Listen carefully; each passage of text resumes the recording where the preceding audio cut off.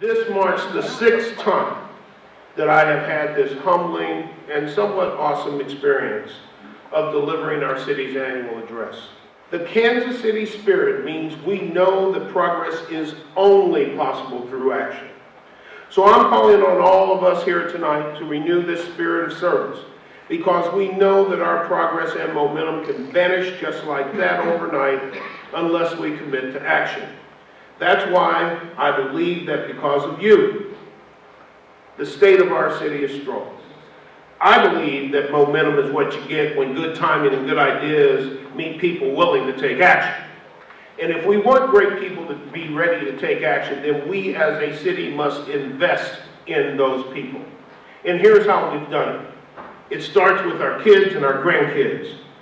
This year, we're expanding our summer youth employment program, Hire KCU, from City Hall to citywide. The program is partnering with businesses across the city, and we can find out how we can get you engaged to help hire kids in the KCU partnership program. So we need you to step up.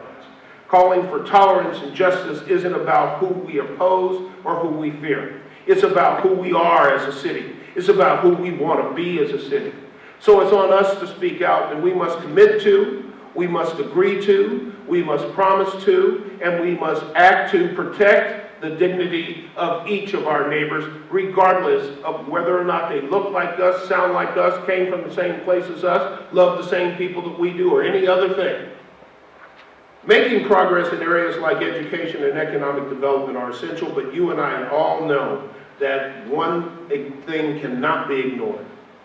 Violence is a corrosive force that can break down our community, halting progress in its tracks and wiping out any chance for collective opportunity.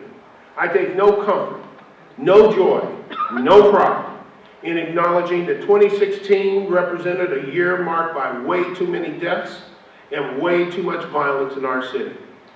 It only takes a few seconds for someone to decide to resolve a conflict through violence, and only a fraction of a second to solve it with a gun.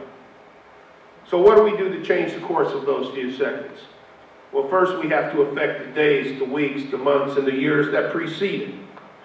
That's the focus of the collaborative project, Kansas City No Violence Alliance, or KC No. We're utilizing better and coordinated intelligence to focus resources on this very small part of the population that causes most of the violence in the city. It's not sexy to talk about infrastructure. It's certainly not the politically easy route to talk about infrastructure. It's never politically easy to talk about making investments today for things that will pay off later. Most people want it right now. That's why we have iPhones.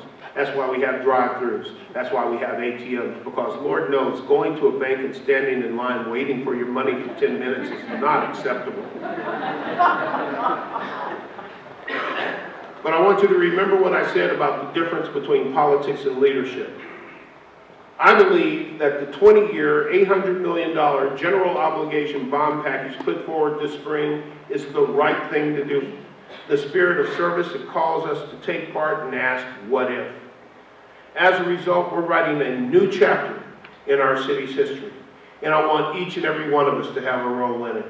So I say let's make our mark on the years ahead, because ultimately, that's our test. Thank you all very much. Good night. God bless you all.